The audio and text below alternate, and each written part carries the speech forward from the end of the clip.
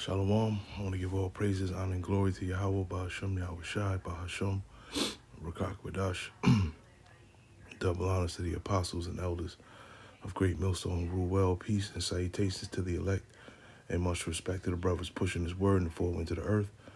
And shalom to you few sincere sisters out there as well. It's another edition of The Love of Many, Show Wax Cold. I came across this article, go through it briefly.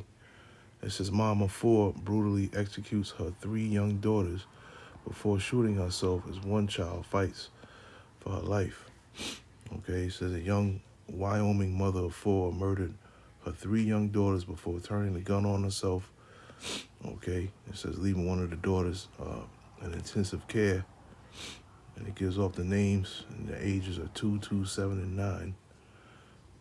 It says the shootings are said to have taken place on Monday in their home. And this is like a recurring theme here, okay, where, women are, it's the woman here that did it. Women are taking out their children, and this is going to continue. One of the themes that are going to continue to increase here in Babylon the Great as the pressure mounts on these people and their families. So I just wanted to read that briefly. Shalom. New at 10, a fast food worker is behind bars after getting into a shootout with people inside a Midtown restaurant. Hello, I'm Greg Hurst. Hi, I'm Stephanie Skurlock. This happened at a McDonald's in the 1300 block of Poplar Avenue. WREG's Brian Ditlake is live at the Shelby County Jail tonight with the latest on this. Brian? Stephanie, Greg, this situation all started after 2 McDonald's workers got into it with each other, but once relatives got involved, that's when the situation escalated into a shooting. Business is back to normal at this Midtown McDonald's off Poplar, but last Tuesday, shots rang out between the fast food chain's workers, customers still inside. The man behind one of the weapons, Caden Stewart, he's being charged with felony reckless endangerment, unlawful carrying or possession of a weapon, and aggravated assault. Memphis police say Stewart got into an argument with his co-worker. A brother of one of the co-workers who also worked there went outside and got a weapon. When he came back, Stewart started firing from the back of the kitchen area. The other man shooting back, one man was hit in the ankle during the exchange of gunfire. I just think there's a lot. Well, thank you for joining us. I'm Kelsey Kushner. That breaking news as we come on the air comes out of the 3500 block of Ingleside Avenue, where a 9-year-old was injured in an alleged accidental shooting. We just heard from Police Commissioner Richard Worley moments ago. Right now, Casey Baylor is live on the scene there. And Casey, what have you learned so far from police? Kelsey, Baltimore Police Commissioner Richard Worley says right now that 9-year-old girl is in the hospital in critical condition. Police still out on the scene. Take a look behind me. They've been investigating this home right behind me. But of course, right now they are waiting on a search warrant to continue this investigation. But listen, here's what we know so far. Police were called to Ingleside Ave near Park Heights Ave around 3:15 this afternoon. Officers found a 9-year-old girl inside a home shot in the head. Now, Commissioner Worley says at this time this is being investigated as a self-inflicted accidental shooting. Worley says detectives don't know if she was alone at the time of this incident, but he did say she was visiting this home. She does not live here. She was visiting for today. That is her grandmother's house, yes. And detectives are also working to understand how the 9-year-old girl got a hold of this gun and if this gun was properly stored. Reporting live here on your corner in Northwest Baltimore, I'm Casey Baylor for WJZ. We are hearing for the first time from the parents of a 9-year-old boy killed by a stray bullet in Newark. The boy's parents are trying to help his siblings cope while knowing the killer is still out there somewhere. New Jersey reporter Tony Yates is live in Newark with the latest. Tony. And Tanya, we moved further down the street to give the Morris McGee family more privacy as they've been coming and going, preparing for their child's funeral. They say that their family had absolutely nothing to do with this shooting. We just got caught in the crossfire of what was transpiring, bro. It's like, I have no idea who or what, why. I don't even know this other guy that got shot. A disagreement escalating into gunfire in the street. No concern about the child at the doorstep of his grandparents' home, there for his regular weekend visit. He never made it inside. We're trying the best we can to stay strong, man. It's a terrible thing that happened to my son. And like, we're just trying to hold it together. Dozens of candles and Yassine's favorite toys and snacks line the wall outside the home where the loving, nonverbal 9-year-old boy with autism was fatally shot last Friday evening as his little sister and cousins were waiting upstairs for him. His parents swallowing their own grief to see their other children through theirs. And that is strength. I just got to keep going, keep staying strong. Remembering my son for me giving him the brownie right before he left out the door, not knowing that my son wasn't going to return. The shooter apparently ran away from the scene. His intended victim taken to the hospital for his wounds. Police are offering a reward of up to $10,000 for information on the gunman. Yassine's grandmother making this plea over the weekend. He took a special life, a sweet boy that could never be replaced. And if you, wherever you are, I just wish you just do the right thing and just turn yourself in. Now this family plans a funeral for a child who should have had decades of life ahead of him with his extended, loving family. The way he died, he doesn't deserve that. I shouldn't have to bury my 9-year-old. This family is still trying to take care of their younger kids. They are going to need help paying for this funeral. They have set up a GoFundMe page. If you put in Yassine's name, it's YASIN. If you put that in the search bar on GoFundMe, you will be able to find it. For now, we're live here in Newark. Tony Yates, Channel 7 Eyewitness News. Just heartbreaking, Tony. Thank you. Johns Hopkins Hospital, where doctors work to save her life. He has new insight from the family's pastor tonight. Mike. And Nikki, this has shattered the victim's family. Her grandmother remains behind bars, criminally charged because of that unsecured weapon. And the little girl's pastor opened up to us. I baptized her in that font. She was just a baby. And I picked her up in my arms and I baptized her in the name of the Father, the Son, and the Holy Spirit. Then from a toddler, I saw her continually growing. And each stage, I saw her maturing and growing and coming into the world. And it's heartbreaking now. It's very heartbreaking. Ames Memorial United Methodist Church pastor Rod Hudson's heart is broken. Ava Sewell, the little girl he mentored from birth, has died days after she found a handgun in her grandmother's home near Pimlico and accidentally shot herself in the head. How is the family holding up right now? Well, they're just broken. Not only is her family broken, but those who helped raise her are broken. Police described the gun as a pink diamond 9mm. Looked like a toy. Looked like a toy. So she was probably curious. Ava was curious. She would go through things, even if you had things put up, she would go through and find ways to manipulate things. She just loved to play with things. So she, as a child, like any child, you know, she was curious probably. Pastor Hudson says Ava, who would have celebrated her 11th birthday in less than 2 weeks, was bright and energetic. She was a sister girl, I would say. Kind of an old soul. An old soul sister girl. And she would snap them fingers, and she would come here sometimes and put her phone right there and do TikToks. She was just a fighter. And even in the hospital, she fought. Her 51-year-old grandmother, Alethea Mitchell, is facing criminal charges. Mitchell's public defender says she's distraught and claims the gun belonged to an ex-boyfriend and she did not know it was in the home. Police say the gun was Mitchell's and she was prohibited from having a weapon because of a past criminal conviction. They say the gun was stolen in a burglary in North Carolina in 2017. She loved her grandchild, and we can't take that away. Pastor Hudson says Ava's death is a wake-up call to anyone with a gun and a child in their home. Here it comes.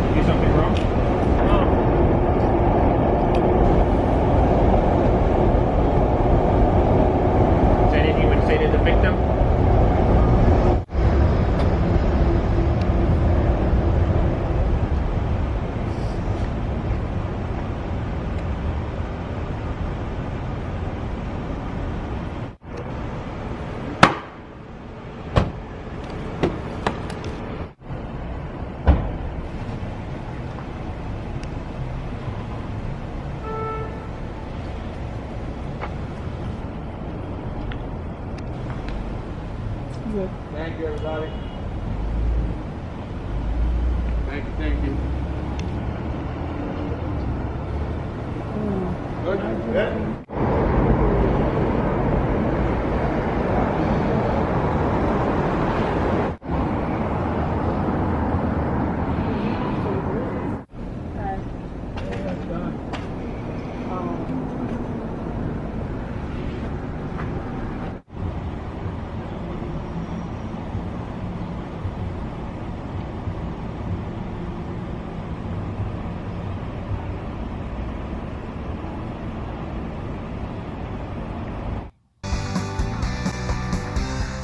A man and a woman allegedly having an affair are killed in a crash. Police say their car was struck by the woman's husband.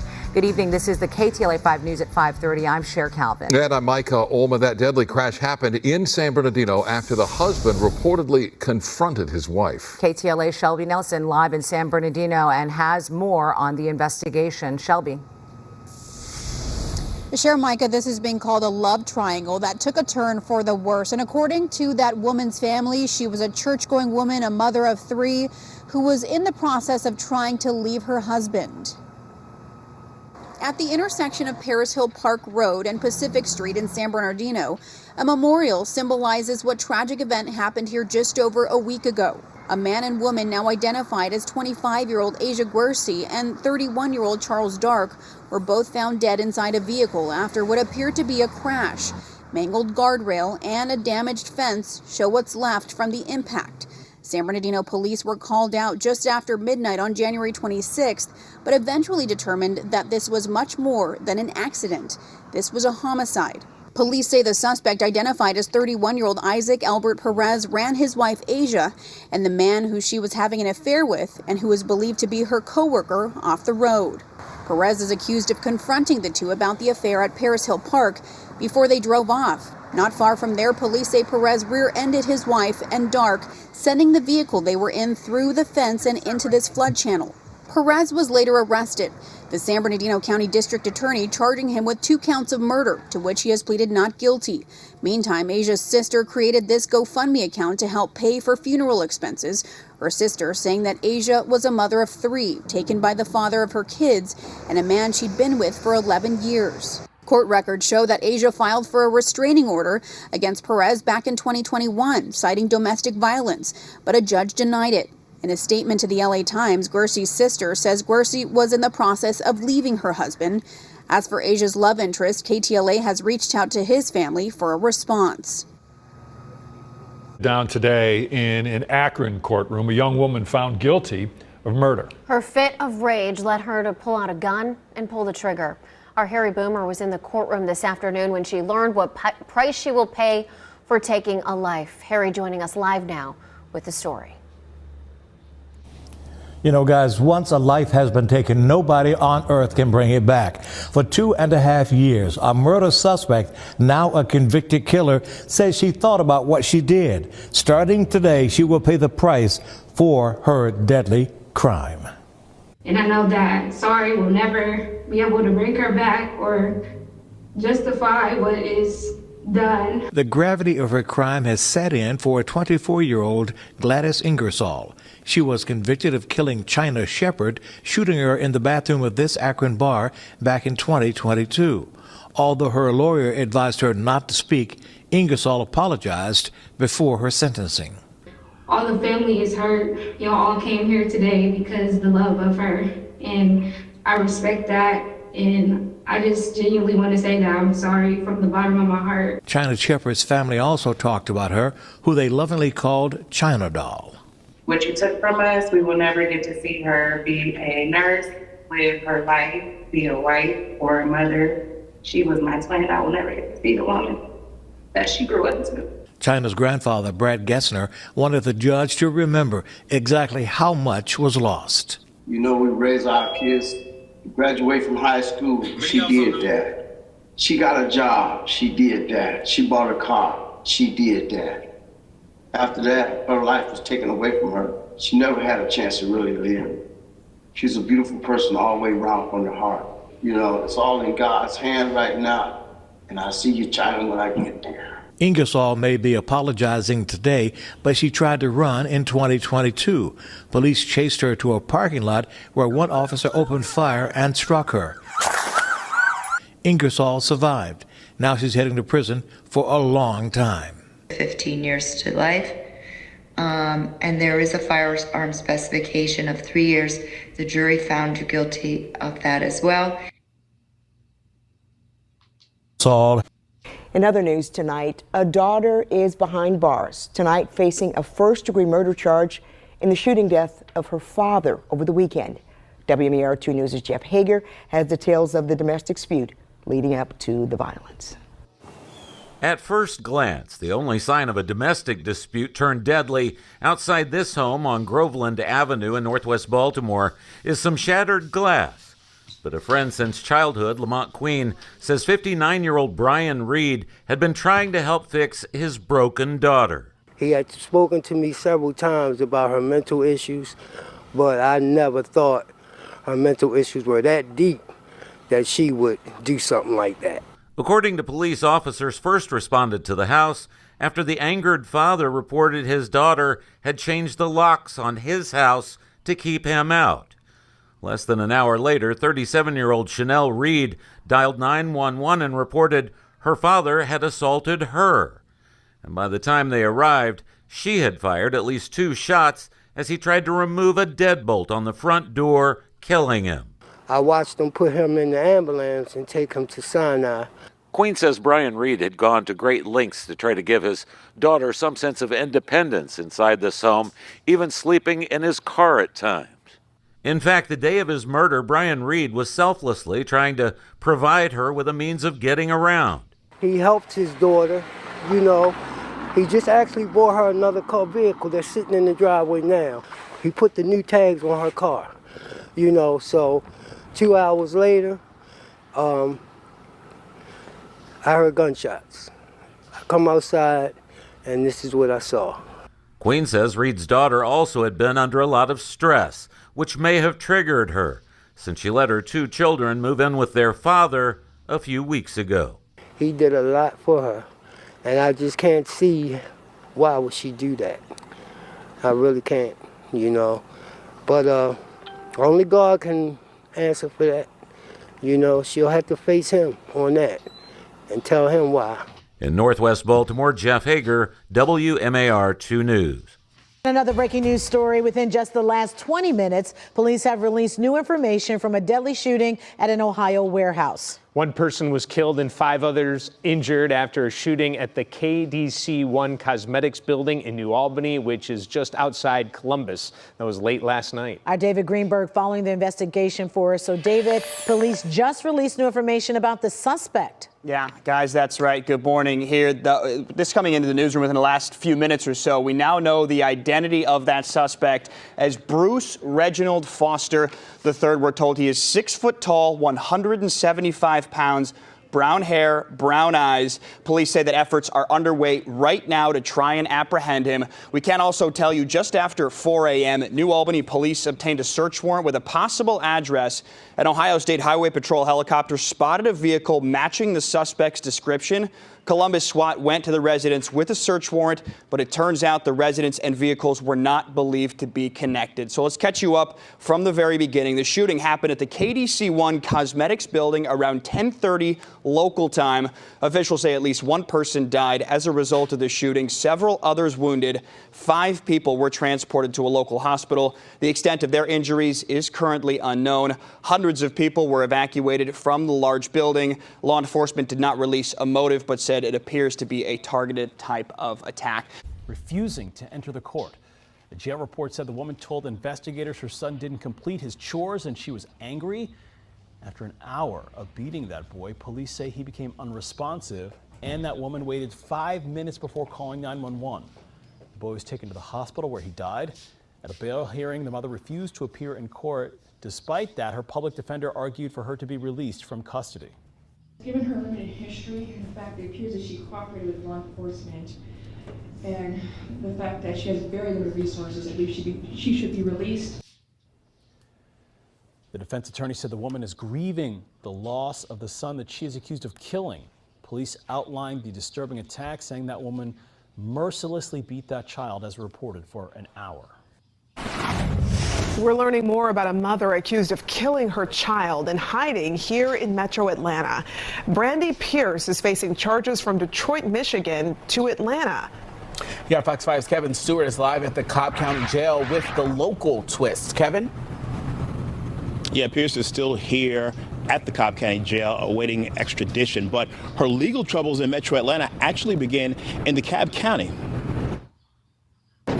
Back on December 20th, someone told a security officer who then told Brookhaven police a little boy was alone in a locked SUV in Northeast Plaza. He was completely nude. A 3-year-old with feces in the back seat. The vehicle was not running.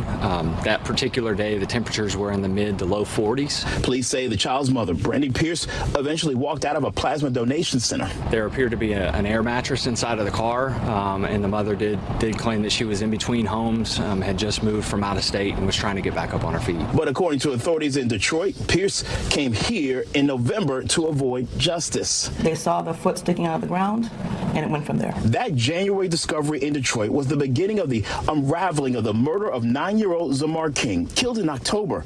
This is Brandy Pierce's other son, found dead in this shallow grave in a backyard in the house Pierce rented. The cause of death found by the medical examiner was smothering and neck compression. Authorities in Michigan have charged Pierce with murder, child abuse, and concealing a death. Her other child is still here in DFAC's custody. After bonding out of DeKalb County Jail on child cruelty charges, Cobb County arrested her at Cumberland Mall on possession of a controlled substance and theft by deception charges. We have been in contact with the agencies that are in Detroit, so we've been working with them this week to try and get them all the information that we have. Now, that theft by deception charge is actually tied to the SUV she was found in. Allegedly, she rented that vehicle and didn't return it. Reporting live in Cobb County, Kevin Stewart, Fox 5 News. All right, Kevin, thanks so much. As that happens, a 19-year-old Indianapolis woman is charged with murder after a deadly shooting on Indy's Near East Side. Fox 59's Jesse Wells explains what police believe led to that killing and why additional suspects may also face charges. According to court records, the 19-year-old suspect came to this house behind me under the false pretense of wanting to get a tattoo done by the victim. Instead, a robbery and shooting took place, and police do not think the suspect acted alone. Wanting the wings, police say that text message requesting a tattoo design led to a fatal botched robbery in October 2024 at a home-based tattoo business on Oxford Street. Witnesses heard 38-year-old David Young yell, "I don't have anything," before he was shot 4 times. Police say phone records and text messages allowed 19-year-old Zion Johnson to be charged with taking part in that robbery and murder. Now first.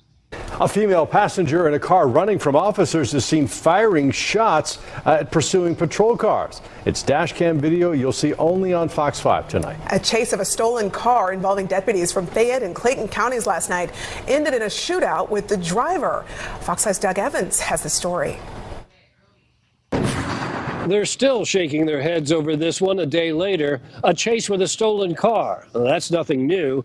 Gunplay after the chase ended. Unfortunately, that's a sign of the times, too. What seems unbelievable to law enforcement is that a female passenger, Maya Gully, was hanging out of the car window, firing back at pursuing police, like it was some Hollywood movie. Here's that dash cam video. At this point in the chase, the stolen car has left Fayette County and crossed into Clayton County. A pursuing deputy is right behind the Jeep. You could hear the shot and the deputy's reaction. The passenger has been identified as Maya Danielle Gully. Because the shot was fired in Clayton County, the sheriff's office there has taken out charges, and she has a long list. Aggravated assault on a police officer, possession of a firearm during a crime, party to a crime, obstruction, firearm discharge near a highway, and reckless conduct. This all started around 7 p.m. Monday when a Fayette County deputy pulled over a car connected to a string of car break-ins in the city of South Fulton. As the deputy walks up to the car, it's seen speeding away. The chase left Fayette County and into Clayton County, left Clayton and returned to Fayette, then one more time from Fayette to Clayton. It ended near Mondays Mill High School with a crash. The GBI says the driver